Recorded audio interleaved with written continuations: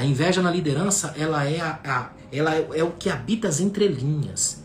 É por causa da inveja na liderança que tem tanta manipulação de cargo e de poder. É por causa da inveja na liderança que tem sempre alguém puxando o tapete o tempo todo. Então é muito importante. Na igreja não tem invejoso. Não tem, é? Ai, ai. Onde a gente vai, a gente encontra esses flashes dessa coisa perigosa que é a inveja. Pastor Oswaldo, seja bem-vindo, meu amigo. Seja bem-vindo. Olha que interessante. O grande sábio da história, Salomão, tem uma coisa que é interessante. Salomão escreveu que, lá em Provérbios, se não me engano, Provérbios 14, 30, olha que interessante. É que a inveja é a podridão dos ossos. Na linguagem religiosa antiga, hebraica, poética principalmente, na poética judaica, os ossos eram o que a gente tinha de mais íntimo da gente. Logo, ter podridão nos ossos é o equivalente a dizer que o invejoso, na mentalidade de Salomão, é o cara apodrecido na sua intimidade, naquilo que é mais forte, que é mais sério da gente. E aqui, gente, mais uma coisa eu vou dizer a você. Da mesma forma que aconteceu com o cativeiro do medo, acontece com o cativeiro da inveja. Num dado momento, todos nós já invejamos ou tivemos inveja de alguma coisa. Ou fomos também alvo da inveja. Isso permeia todo mundo. Está todo mundo no mesmo barco.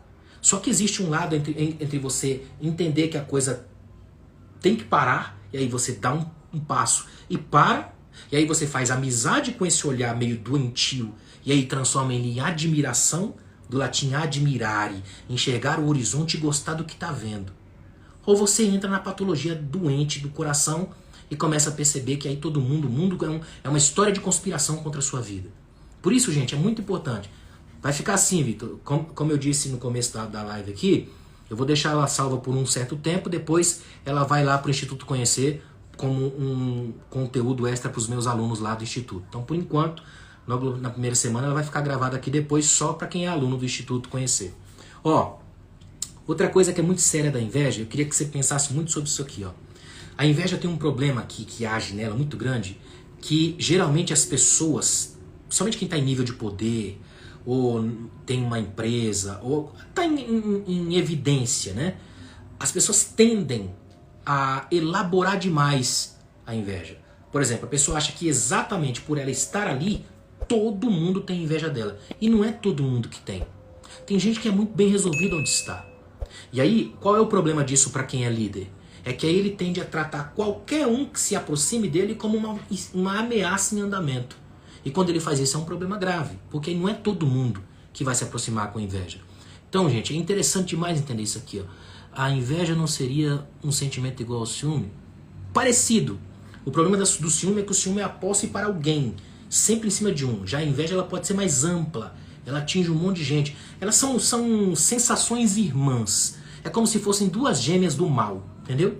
E elas trabalham juntas, porque todas elas trabalham a partir da ideia de posse. A inveja provavelmente querendo ter o que você tem e o ciúme querendo ter você para mais nada e mais ninguém. As duas são doenças do olhar.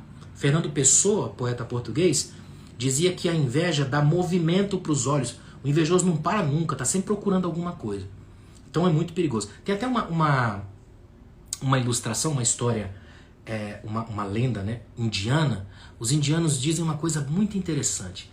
Eles dizem que um dia uma serpente estava perseguindo um vagalume e de repente quando ela encosta o vagalume no lugar e sabe que ele não tem para onde ir, ela levanta para dar o bote. Quando ele vai dar o bote, ela para e diz: posso te fazer 3 perguntas?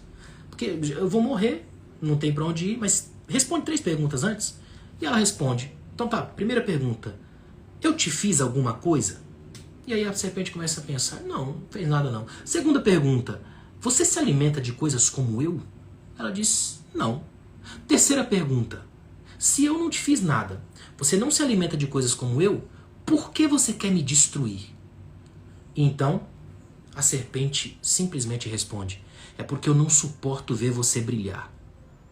E isso vira, na mentalidade indiana, uma metáfora perfeita do que é o efeito que a inveja causa nas serpentes ao nosso redor. Ou seja, ela causa essa dor dos olhos, essa coisa de olhar. Toda vez que você brilha, a serpente da inveja machuca e tenta abocanhar, tenta destruir. Eu acho interessante quando Jesus diz para os discípulos: em meu nome pegarão nas serpentes. Imagina a serpente por esse imaginário. o imaginário dos invejosos. Quantas vezes você pegou na mão da serpente só nessa semana? Imagina. É por isso que às vezes alguém te dá um abraço e fala, e aí, pastorzão, e você gela até a alma. Já sentiu isso?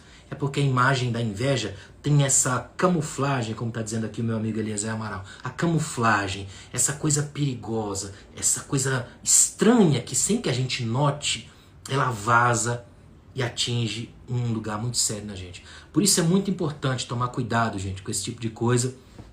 Porque se a gente não entende que essa coisa também nos atinge, a gente perde a graça da admiração e entra na desgraça, não graça, que é a inveja.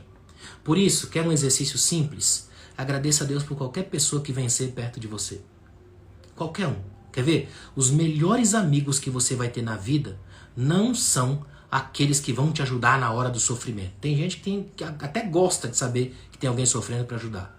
Os melhores amigos que você vai ter na vida são aqueles que quando você contar uma vitória, eles vão sorrir e se alegrar de verdade com a sua vitória. Eles não vão dizer, ah, que bom, né? Comigo não acontece. Não. Eles vão gostar de saber que você venceu.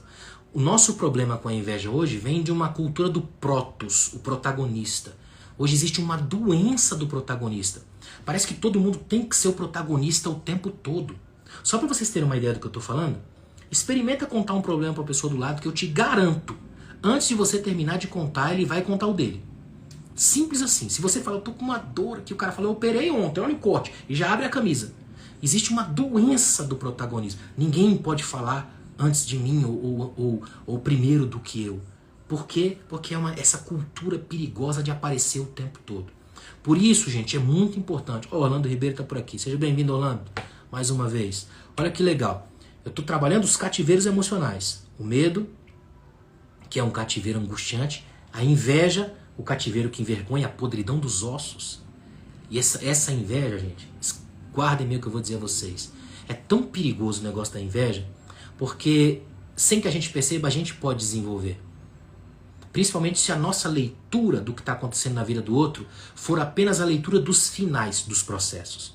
Quando você olha sempre, o cara chega, por exemplo, o cara chega no vizinho aí, trocou de carro. Se você olhar só o ato em si, a tendência é invejar.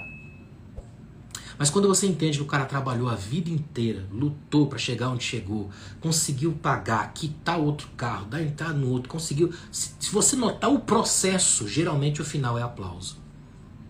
Escuta o que eu vou dizer a você. Ninguém consegue vencer do dia para a noite.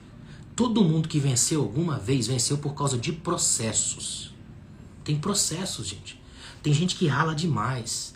Para eu chegar aqui hoje e poder fazer uma live com vocês aqui, são 20 anos de estudos ininterruptos, de estar aqui no meu ambiente, lendo, correndo atrás. Não é de graça, é pela graça. E o esforço é meu, porque o contrário de graça não é esforço, é mérito. Por isso é tão importante pensar duramente nos processos da vida. A vida é feita de processos. Quando você encontrar alguém no ápice, no topo, perceba, houve um caminho, houve um processo. Teve lágrimas, teve tropeços, teve crises, teve angústias, teve sofrimento, teve porta na cara, teve gente dizendo não, teve problema com o casamento, teve problema na vida. Todo mundo tem podres, todo mundo tem sombras e luzes, todo mundo trabalha com deuses e demônios, todo mundo passa por isso. Então é importante que se entenda de uma vez por todas que a sua experiência de sucesso não é a balizadora da experiência da vida de ninguém. Eu e você não somos esse alecrim dourado todo. A gente sofre, a gente perde, a gente falha, a gente é de barro e é da natureza do barro quebrar. Então guarde isso. É importante voltar a compreender-se como gente com os pés no chão. Que quando vence, vence porque o processo deu certo.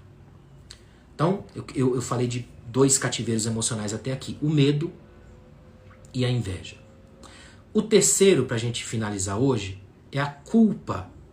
Gente, a culpa é o cativeiro que alimenta o mofo da alma. A culpa é uma coisa horrenda. O cara que está paralisado pela culpa, porque a culpa, escute o que eu vou dizer, a culpa é um cativeiro emocional tão grande que ele provoca um sufocamento, um estreitamento do coração. A pessoa que está emparedada pela culpa, ela se sente como se as paredes estivessem fechando. ela não vai a certos lugares, ela não abre certas fotos, certos perfumes. Ouvir certas músicas é uma tortura, porque são gatilhos emocionais que vão sendo acionados. Ela não vai para festas, movimentos onde tem muita gente, e não é porque ela é chata, é porque ela vive com uma síndrome de réu. Ela tem a sensação de que alguém sabe do que ela fez, ou do que ela imagina ter feito ou ter acontecido. Então chega um dado momento que ela pensa, eu não posso ir numa festa, num culto, num lugar grande, vai que alguém sabe e joga no ventilador. O grande medo de todas as pessoas que são algemadas pela culpa é que essa coisa que ela traz seja exposta na vida.